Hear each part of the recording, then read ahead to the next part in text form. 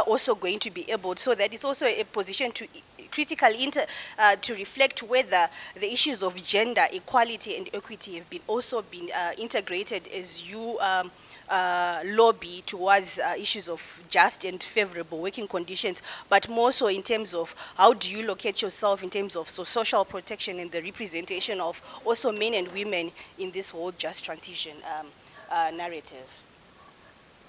So, in brief, I'm just going to talk about the impacts of climate change on gender based on the issues of gender equality and equity, like I said. So you'll find that when you talk about the just transition to a low carbon economy or a green economy, equality is a key component of this discourse. And adopting a gender equality perspective to the just transition to renewable energy is critical and important to ensure that women's contributions, that is their skills and views, also represent an integral part of this very growing industry.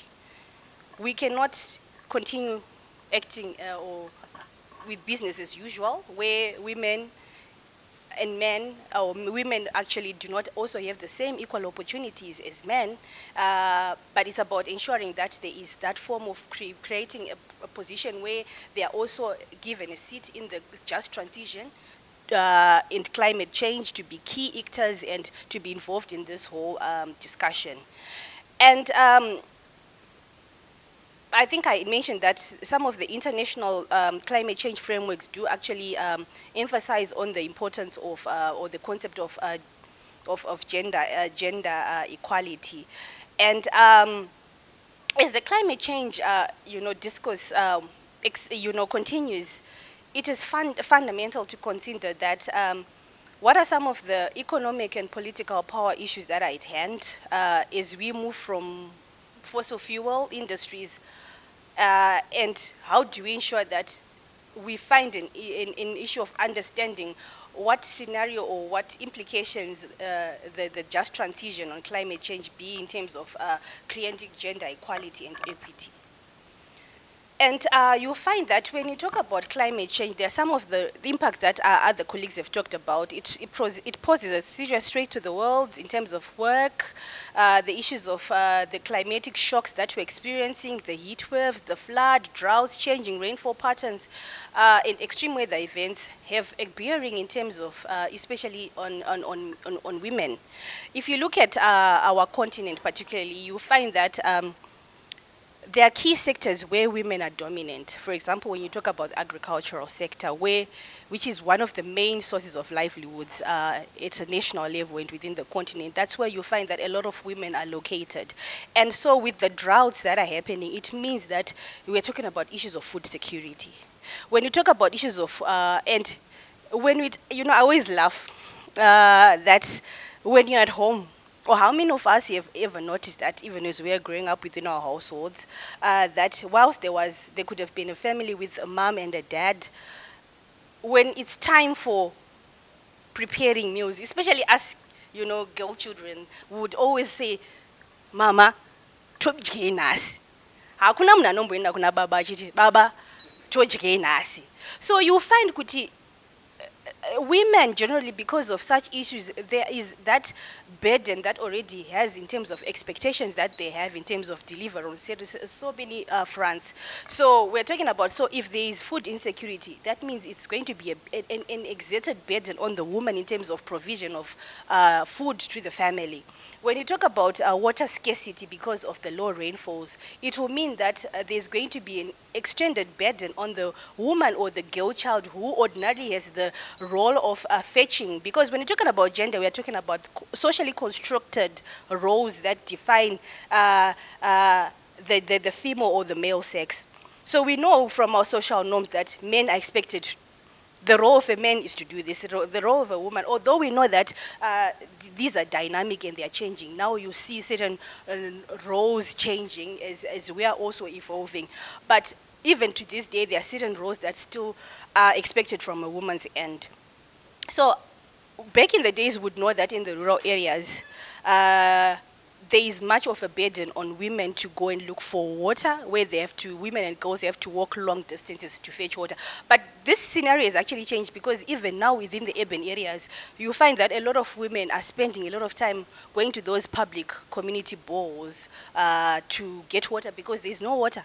In even towns. So what it means is that women are going to have more and extended roles to them because of water scarcity challenges, and trying to derive, some of those social social provision services at a household level, and that also even exposing them to even issues of sexual exploitation.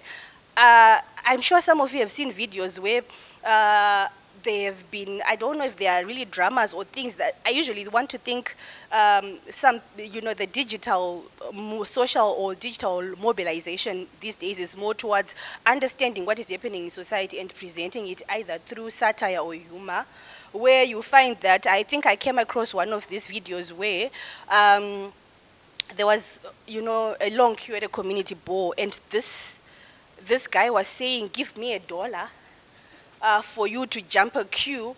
Or what that will mean is, for example, if I don't have $1 and I'm a young girl that has been sent to look for water, this guy can say, "Kanoti ndikupe mvura ndidewo." I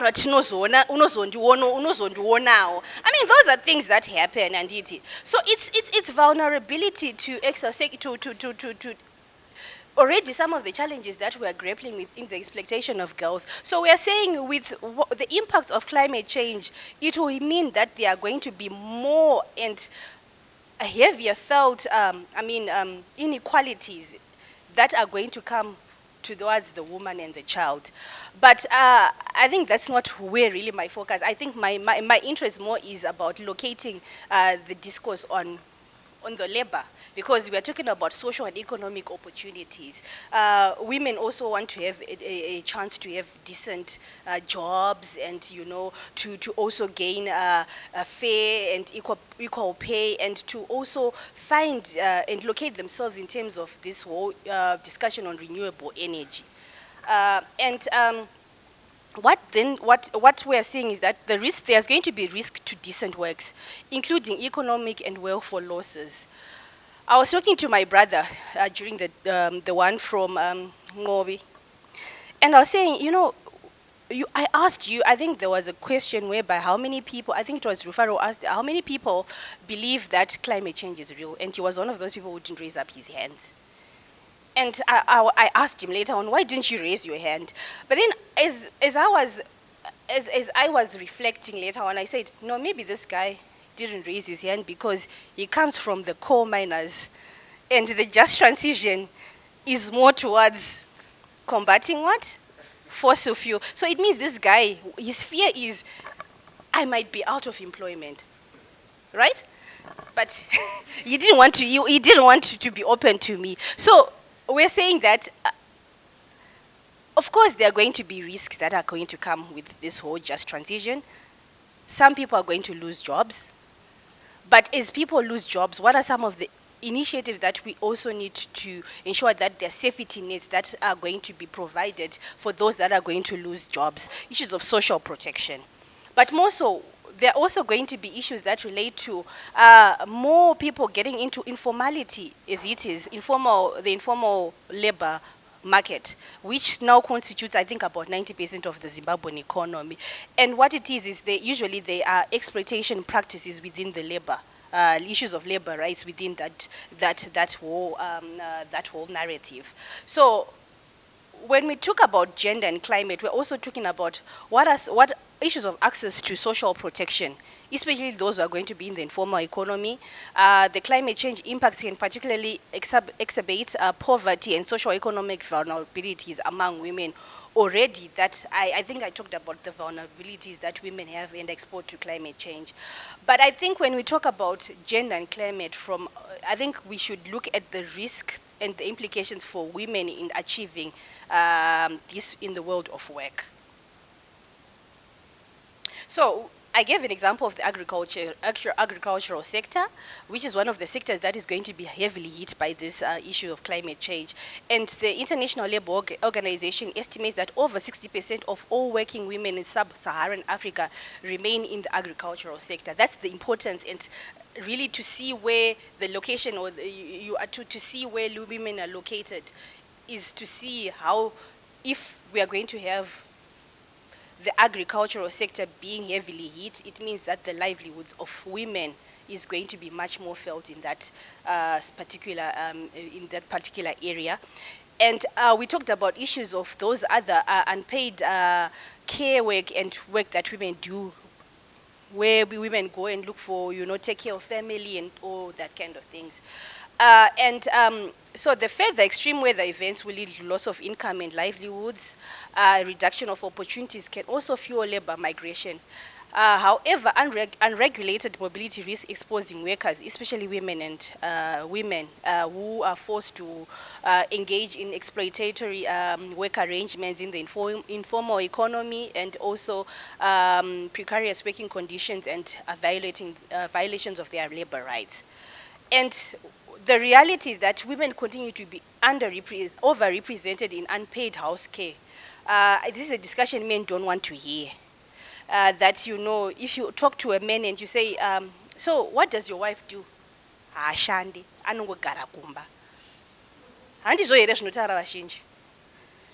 But that is the whole concept of unpaid household care. How have you tried to, if you would monetize kuti munhu paanomuka from 5 to make sure that the family is fed, we are all dressed up, we are able to go in and do our work. That if we would equate that kuti ibhaderwe mari iyoyo, how many of us would be able to pay our women or our wives that kind of money? So that's an issue whereby, with the climate change impact, it means that the increased unpaid household care of women is going to be increased.